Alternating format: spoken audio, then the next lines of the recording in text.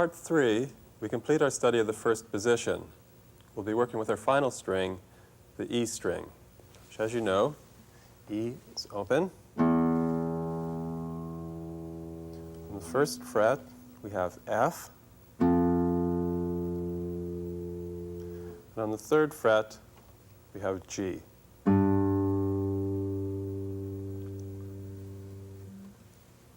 You'll probably notice that this is exactly the same as our first string open, which has the same relationship. E open, F first fret, G third fret.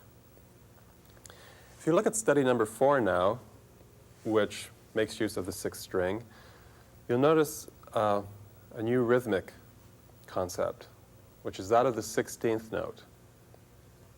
A 16th note is half the value of an 8th note, or quarter the value of a quarter note. In other words, in one beat, we could either have 1 quarter note, 2 8th notes, or 4 16th notes, or any combination thereof. In the first beat of study number 4, we have an 8th note, which gets half a beat, and then 2 16th notes, which make up the other half beat. That would sound like this. If I count 1 and 2 and 1 and 2 and 1 and 2 and 1. In bar 2, we have the opposite. We have 2 16th notes, first of all, and then 1 8th notes. In other words, on the first half of the beat, we have 2 16th notes, and on the and, we play the 8th note. That would sound like 1 and 2 and 1 and 2 and 1 and 2 and 1. We could also have 4 16th notes. So we could have 1 and 2 and 1. So we would be playing 4 16th notes, 2 on the first half, 2 on the latter half, to make 4, which would complete that one beat. So let's try study number 4 now. 3, 4. I'll give you the count, and I'll count along the first time so you can follow. 1 and 2 and 3 and 1 and 2 and 3 and 1 and 2 and 3 and...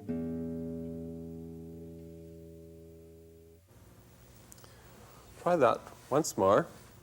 Again, I'll count. This time I'll just count the first 3 beats and then play it and see if you can follow along and perhaps count to yourself or play along and listen to where the beats occur.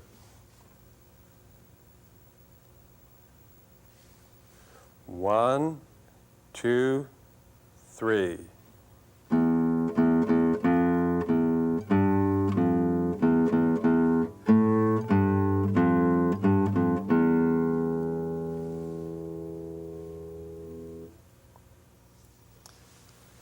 At this point, I've introduced all the notes in the first position.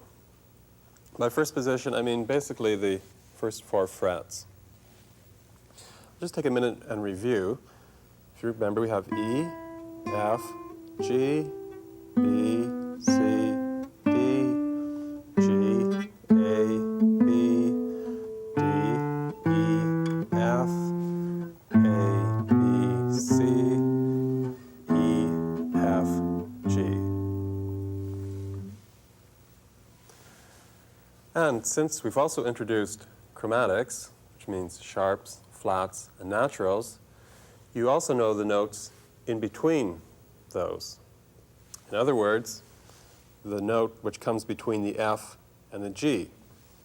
In this case, you could call it F sharp. The D, here we could call D sharp.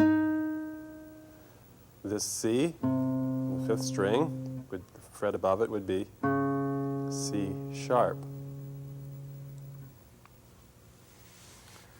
You might be wondering though, that on the first string, we have an F on the first fret and a G on the third fret. Now, we called that note on the second fret F sharp. And you might be wondering, well, why can't we call it G flat?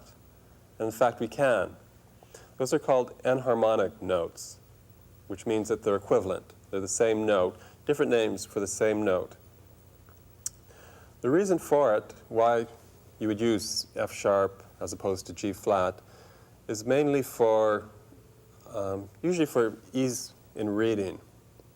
For instance, if we had a line that went E, open, D, then we have the second fret here, and then open. Rather than calling that E, D, D flat, B, just so that it might seem a bit clearer, we would probably put E, D, C sharp, B. That's just so that we don't have to repeat that note twice, which might be a bit confusing if you were just sight reading it quickly. So the C sharp, when you see it descending like that, you see, D, and then we're going down to another note, C sharp, and then to B. But the notes are equivalent. So if you see C sharp or D flat, exactly the same note played in exactly the same position. So let me review the first 4 frets with the chromatic notes. I'll use the sharp form, so we'll say E, F, F sharp, rather than calling that G flat. But keep in mind that that could be called G flat. So we have E open.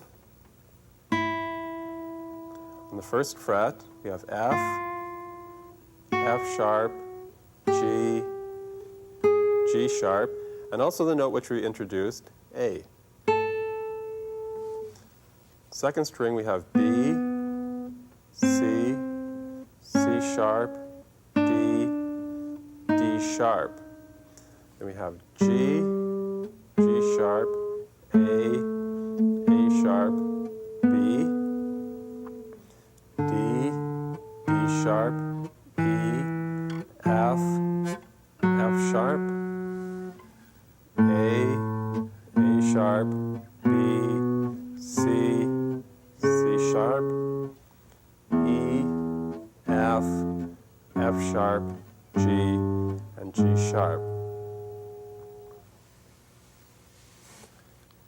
Also, from tuning your guitar, you'll probably have realized by now that, for example, on the third and second string, we've introduced 2 B notes, either B open or B 4th fret, 3rd string, same note. When we're tuning, we tune, for instance, the 6th and the 5th string together. Open, A, and we play a note on the 5th fret. And we tune those till they're exactly the same. In other words, that is an A note. So you could play A in either position.